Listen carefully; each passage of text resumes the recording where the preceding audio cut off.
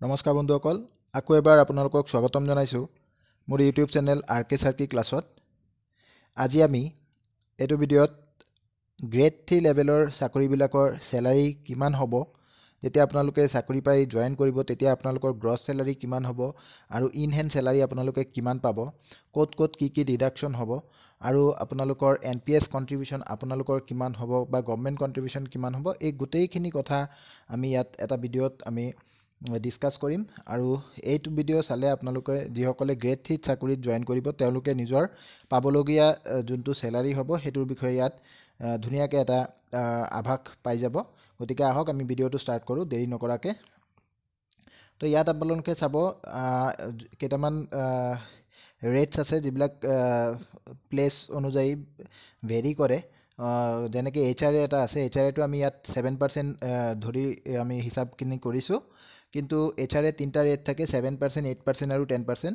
যিসকলে গাঁৱত পষ্টিং পাব তেওঁলোকে 7% HRA পাব। যিসকলে ডিষ্ট্ৰিক্ট হেডকোৱাৰ্টাৰ অথবা ছাব ডিভিজনৰ যোনবিলাক হেডকোৱাৰ্টাৰ থাকে, আজিকালি ডিষ্ট্ৰিক্ট বুলি কৈছে কিছুমান জেগাক, সেইখিনিত যিসকলে পষ্টিং পাব তেওঁলোকে 8% পাব। আৰু যিসকলে দিছপুৰত বা গুৱাহাটীত পষ্টিং পাব তেওঁলোকে 10% HRA পাব। আমি ইয়াত 7% ধৰি হিচাপটো কৰিছোঁ, আৰু যিসকলে 8% বা 10%ৰ ৰেটত পৰে তেওঁলোকে অলপ এইটো চেঞ্জেছ কৰিলে তেওঁলোকে পাৰি যাব। আৰু তাৰপিছত আছে NPS কণ্ট্ৰিবিউশ্যন। NPS কণ্ট্ৰিবিউশ্যনটো কি হয়, এইটো আমি যেতিয়া আমি হিচাপ কৰোঁ চেলাৰী, তেতিয়া আমাৰ যোনটো বেচিক চেলাৰী হয়, আমি আগলৈ বুজিম বেচিকনো কি। বেচিক আৰু যোনটো DA থাকে, ডিয়াৰনেছ এলাউন্স, এই বেচিক আৰু ডিয়াৰনেছ এলাউন্সটো এড কৰি পেলাই যোনটো এমাউণ্ট হয় তাৰ 10% আমি NPSত কণ্ট্ৰিবিউশ্যন এমপ্লয়ীসকলে দিওঁ, মানে যিসকল কেণ্ডিডেট আছে কেণ্ডিডেটবিলাকে দিব। তেওঁলোকৰ নিজৰ চেলাৰীৰ পৰা এইটো কাটিব। আৰু এমপ্লয়াৰে কণ্ট্ৰিবিউশ্যন দিব 14%। সেই একেই বেচিক আৰু DA প্লাছ কৰি যোনটো এমাউণ্ট হ'ব তাৰ 14% এমপ্লয়াৰে দিব। ডেট মিনছ আমি 10% দিওঁ আৰু এমপ্লয়াৰ ডেট মিনছ গভৰ্ণমেণ্ট অফ আছামে 14% দিয়ে। তাৰপিছত ইয়াত আমি DAটো ধৰিছোঁ 60%। বৰ্তমান এট প্ৰেজেণ্ট DA কি চলি আছে, 56% চলি আছে। কিন্তু যিহেতু আপোনালোকৰ জব পোৱাৰ পিছত পষ্টিং পোৱাৰ পিছত জইন কৰিবলৈ আৰু সময় আছে, আৰু মোটামুটি তেতিয়া 60%টো পাৰ হৈ যাব। কিন্তু মই বৰ্তমান 60% এটা ধৰি ৰাখিছোঁ, যিহেতু সময়ে সময়ে DAবিলাক ঘোষণা কৰা হয় চৰকাৰৰ ফালৰ পৰা, আৰু বছৰত কমপক্ষেও দুটা DA ঘোষণা কৰা হয়, 3%, 4% এনেকৈ। গতিকে 60%টো হ'বই হ'ব। মই 60%তে হিচাপ কৰিছোঁ। আৰু যদি সেইটো DAটোত আপোনালোকে যেতিয়া জইন কৰে তেতিয়া যদি 70%, 75% যিয়ে নহওক তেনেকৈ আপোনালোকে হিচাপটো কৰি ল'ব পাৰিব। তো এতিয়া আহোঁ আমি মূল যোনটো আমাৰ চাৰ্ট আছে চেলাৰী সেইটোলৈ। তো এইটো চাওক, চেলাৰী অফ গ্ৰেড 3 এমপ্লয়িজ, যিমানবোৰ গ্ৰেড 3 এমপ্লয়িজ হ'ব গোটেইখিনি ইয়াত সোমোৱা হৈছে।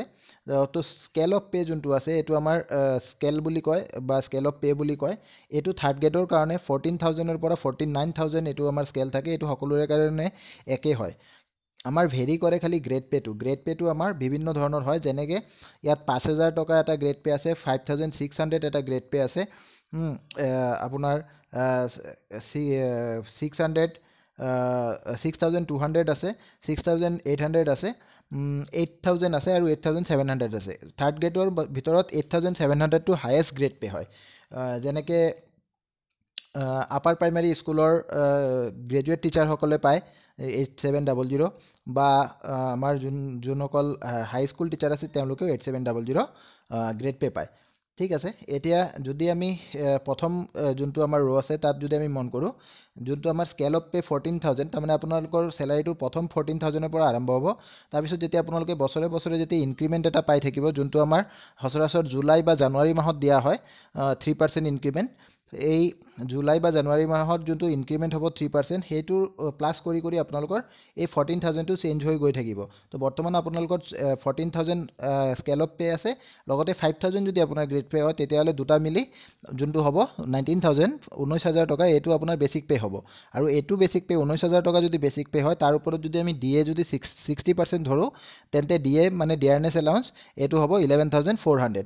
আৰু এইখিনিতে মই এটা কথা কওঁ, ডিয়াৰনেছ এলাউন্সটো কি, এইটোক আমি ডিয়াৰনেছ এলাউন্স কিয় দিয়া হয় চেলাৰীত যেতিয়া আমাৰ মূল্যবৃদ্ধি হৈ থাকে তো সেই মূল্যবৃদ্ধিৰ ৰেটৰ লগত মিলাই এটা সূত্ৰ মতে এইটো হিচাপ কৰি ডিএটো হিচাপ কৰি দিয়া হয় তো ডিএটো যদি আমি 60% ধৰি হিচাপ কৰোঁ তেন্তে আমাৰ 11,400 হৈ আছে ডিএ আৰু তাৰপিছত এইচআৰএটো 7% ধৰিছোঁ এইটো বেচিকৰ হ'ব বেচিকৰ 7% এইটো মানে 19,000ৰ 7% 1,330 টকা হ'ল আৰু FMA যোনটো লিখিছোঁ FMA মানে fixed medical allowance fixed medical এলাউন্সটো আপোনাৰ 600 টকা আছে এই 600 টকাটো আপোনালোকৰ ফিক্সড থাকে তেতিয়াহ'লে এইখিনি যোগ কৰিলে আপোনাৰ হৈ যাব গ্ৰছ চেলাৰী এই গ্ৰছ চেলাৰী মানে আপোনাৰ আপুনি এইটো আপোনাৰ চেলাৰী হয় কিন্তু এইটো আপুনি ঘৰলৈ লৈ নাযায় ইয়াৰ পৰা কিছুমান ডিডাকশ্যন হ'ব ঠিক আছে গ্ৰছ চেলাৰীটো হ'ল 32,330 টকা তাৰপিছত ইয়াৰ পৰা ডিডাকশ্যন কি হ'ব ইয়াত NPS ডিডাকশ্যন হ'ব NPSৰ কেলকুলেশ্যনটো মই ইয়াত দেখুওৱা নাই কিন্তু NPSটো মই আগতে কৈ দিছোঁ 10% অফ বেচিক প্লাছ DA হয়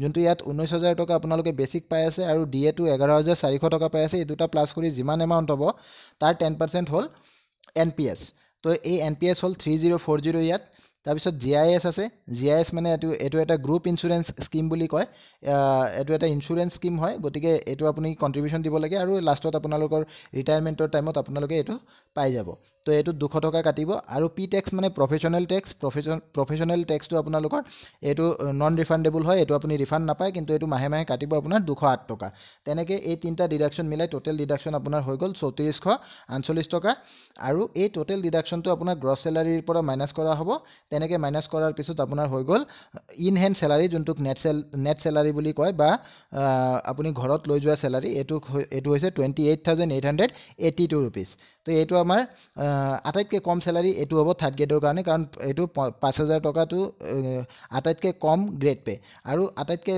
বেছি গ্ৰেড পে আছিলে 8700 তেনেকৈ হিচাপ কৰি 8700ৰ কাৰণে আমি কিমান ঘৰলৈ লৈ যাব পাৰিম 34,469 টকা আৰু বাকীবিলাকো ইয়াত দিয়া আছে আপোনালোকে স্ক্ৰীনশ্বট এটা ৰাখি দিব আৰু আপোনালোকে এইখিনি চালেই গম পাব ঠিক আছে তো ইয়াত কেইটামান কথা মই কৈ দিওঁ যোনটো আমি ইয়াত চেলাৰী দেখা পাই আছোঁ তাতকৈও আমি অধিক উপাৰ্জন কৰিম এই চাকৰিটো পালে কেনেকৈ কৰিম যে 14% যোনটো কণ্ট্ৰিবিউশ্যন গভমেণ্টে দি আছে সেইটো আমাৰ খাতাতে জমা হয় আৰু এইটো আফটাৰ ৰিটায়াৰমেণ্ট আমি পাই যাওঁ বা সময়ে সময়ে যেতিয়া আমাৰ বিশেষ দৰকাৰ হয় সেই NPS ফাণ্ডৰ পৰা আমি অলপ পইচা উইথড্ৰ কৰিব পাৰোঁ তো সেইবিলাক কথা আছে আপোনালোকে জইন কৰাৰ পিছত সেইবিলাক গম পাই যাব ধুনীয়াকৈ তো সুবিধা বহুতো আছে ঠিক আছে এইখিনি আপোনালোকৰ দৰকাৰ হ'ব বুলি মই ভাবোঁ বিকজ সকলোৱে আমি কিবা এটা চেলাৰী ইনকাম কৰিম বুলিয়েই আমি আমাৰ মুখ্যতঃ যোনটো ইণ্টাৰেষ্ট থাকে জবৰ কাৰণে সেইটো কি এটা ফিক্সড আমি এটা চেলাৰী পাম বুলি গতিকে চেলাৰীৰ